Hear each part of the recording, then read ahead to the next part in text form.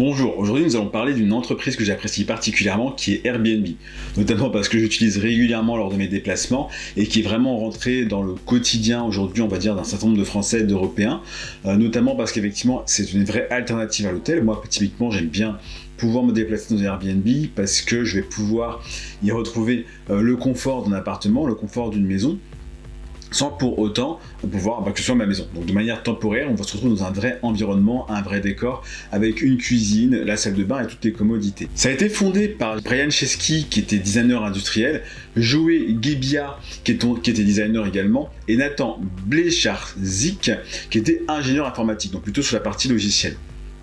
Alors le contexte dans lequel a été créé Airbnb, c'était pendant la crise immobilière à San Francisco, donc avec des loyers trop chers et malheureusement peu de disponibilité pendant ces événements.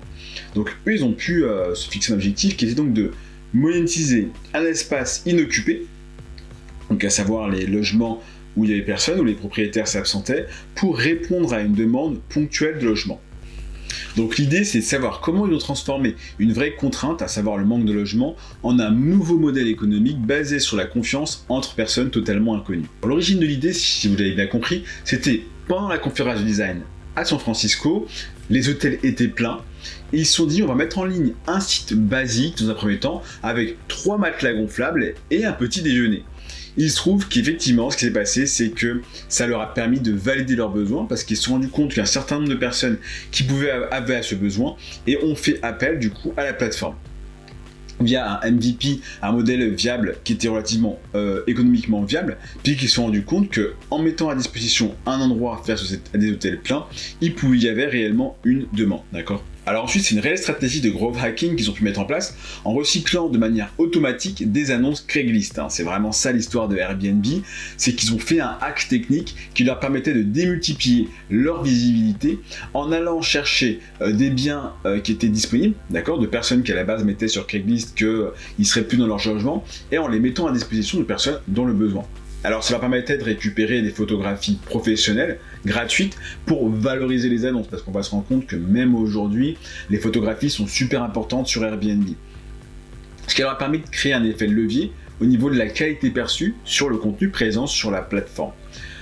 Ensuite, ils ont pu mettre en place une expansion stratégique dans toutes les grandes villes touristiques, à savoir Paris, Londres, New York, en allant toujours chercher de très belles photos, de très bons contenus, pouvant presque rivaliser avec des annonces immobilières, ou encore des photos proposées par les hôtels. Suite à ça, ils ont décidé de mettre en place des lancements ciblés pendant les grands événements, donc les SXSW, les Jeux Olympiques, etc. Toujours en allant se positionner comme de qualité, complémentaire par rapport à l'offre actuelle d'hôtellerie, et effectivement avec des photos qui répondent à un réel besoin. Côté business et monétisation, très rapidement, ils ont mis en place une commission sur chaque transaction. Donc côté hôte, d'accord, propriétaire des biens, et côté voyageur également.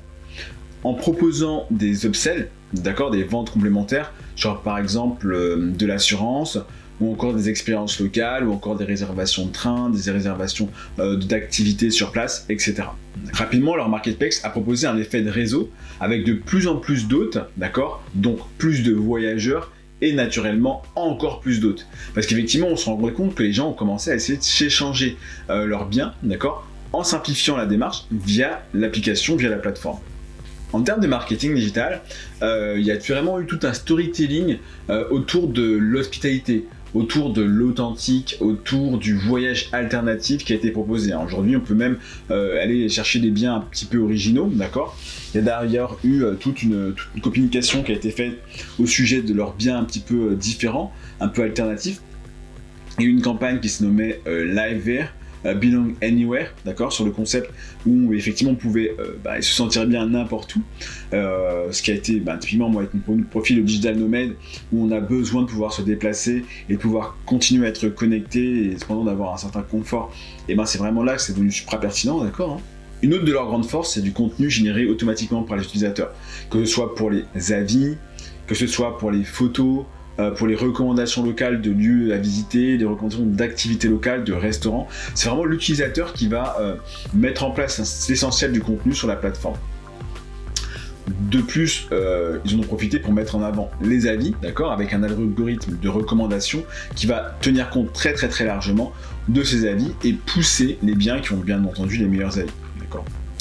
Parmi les obstacles qu'ils ont rencontrés, forcément il y a une opposition tout de suite face aux hôtels, puisqu'effectivement ils rentrent en concurrence directe avec tout le monde de l'hôtellerie. Ça a été un peu ce qu'on appelle une uberisation de l'hôtellerie, puisque finalement on accédait à des biens qui étaient quasiment de même qualité que les hôtels, très bien entretenus, et il y a carrément des personnes qui ont commencé à développer un business de la maison secondaire, d'accord, un peu comme on se retrouvait avant avec la location.